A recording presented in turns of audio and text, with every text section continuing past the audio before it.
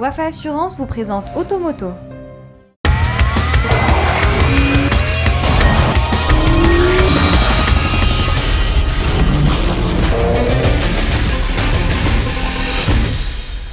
Excellente fin d'après-midi à toutes et à tous, heureux de vous retrouver comme chaque dimanche pour Automoto.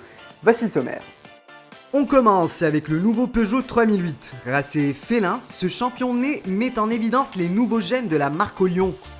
Que s'est-il passé ces derniers jours dans le milieu de l'automobile? Nous ouvrirons une page d'actualité.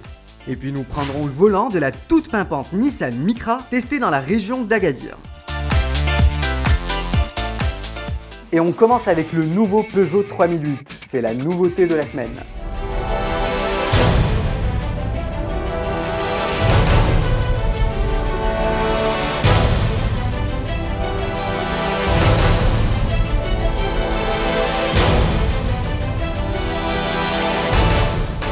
Cette année, les SUV débarquent massivement dans le royaume, mais quelques-uns font déjà l'unanimité, parmi lesquels on retrouve le Peugeot 3008, nouveau porte-étendard de la marque de Sochaux. Totalement métamorphosé, cette deuxième génération fait table rase du passé.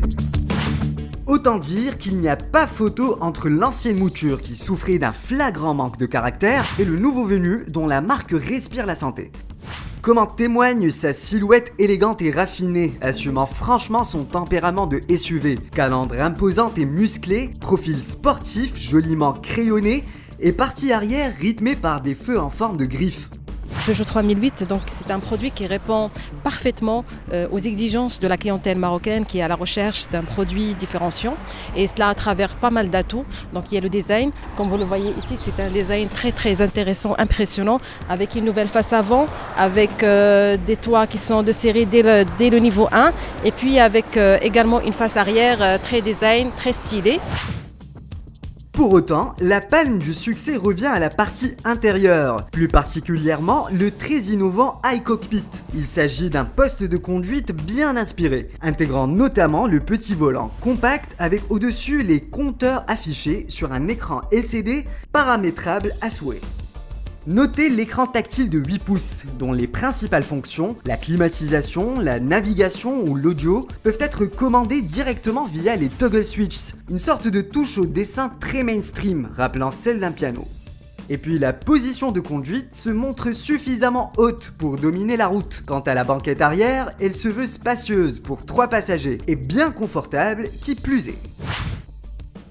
Sous le capot, le félin abrite le bloc HDI de 150 chevaux et 370 Nm, un choix idéal pour le marché marocain fortement dieselisé. Plutôt vigoureux à bas régime, il répond présent au simple appel de l'accélérateur pour monter instantanément en puissance. Ce bloc s'accompagne au choix de 2 boîtes de vitesse à 6 rapports, manuelles ou automatiques. Racé et viril, le Peugeot 3008 est aussi un séducteur né. Aussitôt commercialisé en Europe, il fut intronisé voiture de l'année 2017. Et il a toutes les chances de récidiver au Maroc, à l'occasion des trophées de l'automobile organisés par Autonews et qui se joueront en décembre prochain. Bien étudié, son tarif d'attaque est de 284 900 dirhams pour la finition active, soit 15 000 dirhams de moins que la Volkswagen Tiguan.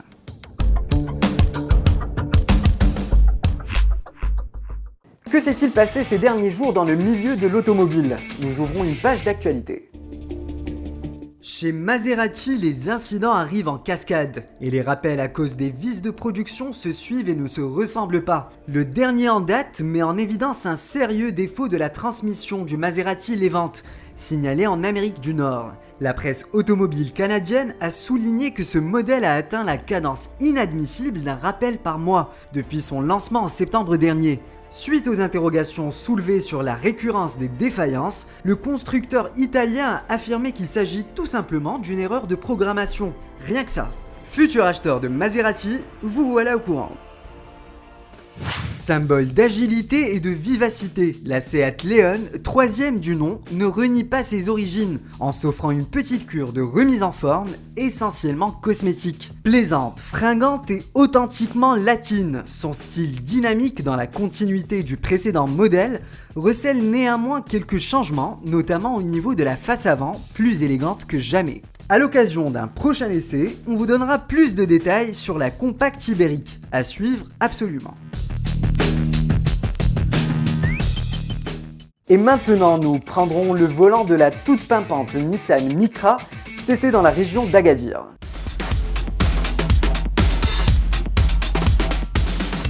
La 5e génération de la Nissan Micra renoue de fort belles manières avec l'originalité esthétique et l'audace technologique pour séduire la clientèle. Une recette payante, comme en témoigne le succès commercial que connaît actuellement la marque Nippon au Maroc. We as Nissan is happy to bring Micra to this Morocco. This is going to be our 7th model, and we just launched Micra in Europe. And Morocco is probably the first country outside of Europe to bring, and I'm so excited. Question esthétique, ces lignes expressives et athlétiques sont clairement identifiables, en particulier à l'avant où le capot raccourci et les montants du pare-brise effilé se révèlent bien dynamiques. Elle offre ainsi une nouvelle signature lumineuse avec des projecteurs halogènes livrés de série, alors que l'éclairage full LED reste l'apanage de la version Tecna. Passons maintenant à l'habitacle.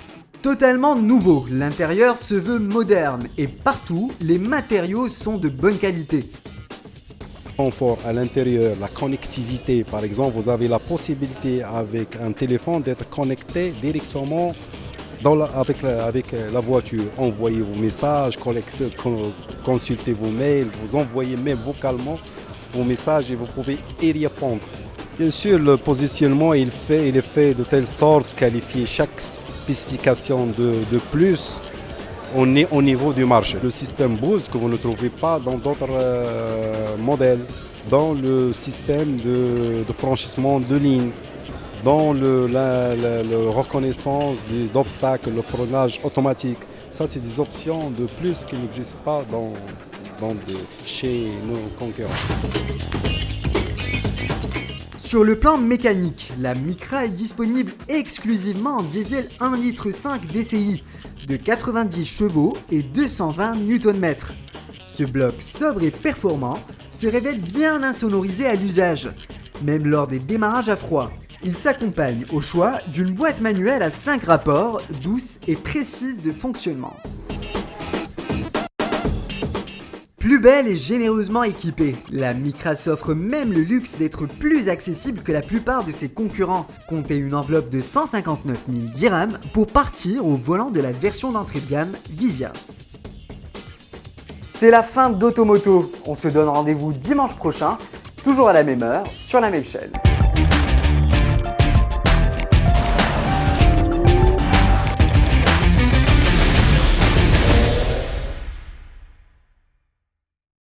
Automoto vous a été présenté par Wafa Assurance.